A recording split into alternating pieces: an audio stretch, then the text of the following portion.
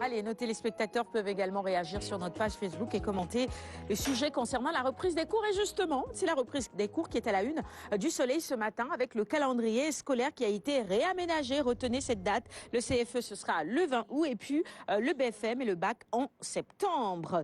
Les enfants dans la rue. 202 talibés étrangers ramenés chez eux. Voilà des chiffres également que l'on retrouve à la une du Soleil ce matin. Et puis, prix Macky Sall pour la recherche du CAMES, Salso Covid-19, lauréat de la première édition. Also Covid-19 pour le lauréat donc de la première édition. Nous passons à la une du quotidien Vox Populi sur la réouverture des classes toujours. Je vous rappelle la date, c'est ce 25 juin, jeudi donc prochain. L'État détaille son plan de reprise. Parents et syndicats étalent leurs craintes. On en a tous évidemment, mais je pense que cette fois-ci, il faut y aller. Réouverture des classes donc le 25 juin, une rentrée à haut risque, écrit Sud Quotidien à sa une ce matin après la rentrée ratée du 2 juin dernier, reportée plus tôt. L'État du Sénégal a décidé ce mercredi de la réouverture des établissements scolaires pour les élèves en classe d'examen le 25 juin prochain. L'As qui noircit sa première page ce matin avec la photo du ministre de l'Éducation nationale, Mamadou Talla, le plan Talla justement pour sauver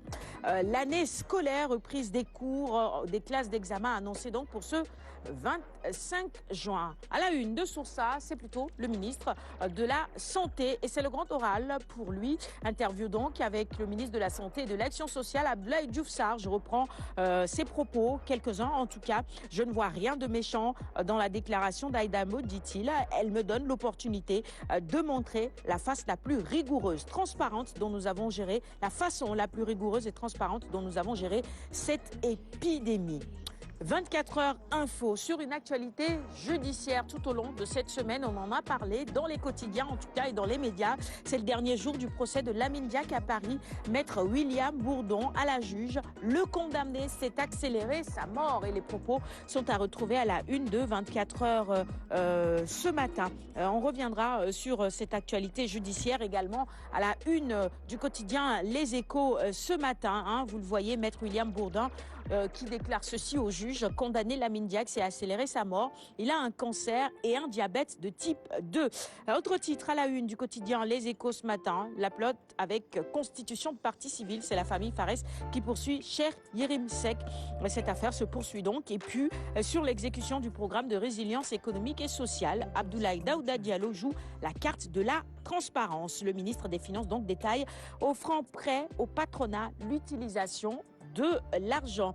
L'observateur quotidien du groupe Futur Média sur le symbole controversé de Faidherbe, crépuscule d'une idole, la statue du général français divise Saint-Louis en deux. Je pense que sur ce plateau, on avait, qu'est-ce qu'on avait dit que le pont Faidherbe au moins puisse porter le nom de Gorbel. Qu'on change au moins le nom de... Là, ça va demander peut-être un référendum parce que Saint-Louis a tellement produit d'enfants illustres que ça va être extrêmement difficile de choisir un nom qui ferait véritablement l'unanimité, même si Alioune Badara Diagne Golbert quand même n'est pas n'importe qui. Il est entré à jamais dans la postérité de par les actions qu'il a eu à faire pour la grande ville et même pour le Sénégal. Donc je ne sais pas, moi j'aurais peut-être proposé un autre nom, une autre personnalité. Ça, mais pourquoi pas Cheikh Ahmadou Bamba? Parce que quand même, on se souvient tous encore une fois de son face-à-face avec le gouverneur général à Saint-Louis. Et d'ailleurs, il y a quand même voilà, les 2 raccords de Saint-Louis qui lui sont consacrés. Ça, c'est juste un choix, n'est-ce pas? Comme il peut y en avoir aussi d'autres. Donc je pense que sur cette question, par rapport à au changement de nom, bon, il y a lieu quand même de fédérer tous les Saint-Louisiens. Pourquoi pas par le biais d'un référendum citoyen? C'est bien le bel et mieux possible. Maintenant, en ce qui concerne la question de la statue, en tout cas, moi, je donne juste un exemple. Je sais qu'à Paris, vous ne verrez jamais en fait la statue d'un officier nazi. Parce que Paris a été sous occupation allemande pendant 5 ans. De même que dans toutes les autres grandes villes européennes qui étaient sous le joug nazi.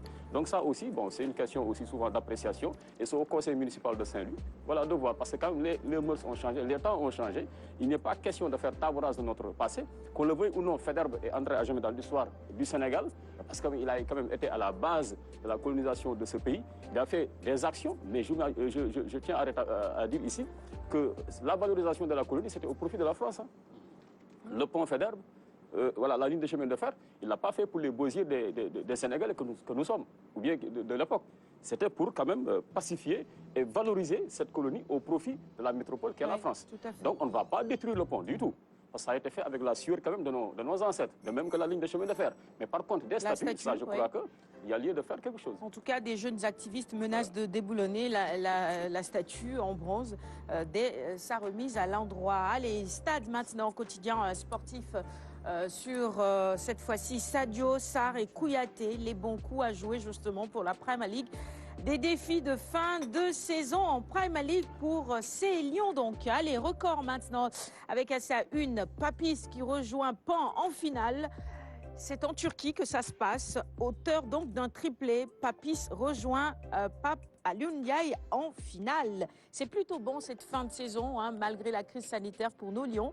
Et on termine avec Sounoulambe. Son projet validé par les autorités, Gaston en sauveur dévoile ses combats de feu. Balaguer de Boignan, Bombardier Eumeux, Gris Satiès, Regreg Tafatine. Eh bien, il faut s'attendre à voir des chocs de titans dans l'arène. C'est tout pour la revue des titres de ce matin. Merci à tous de l'avoir suivi.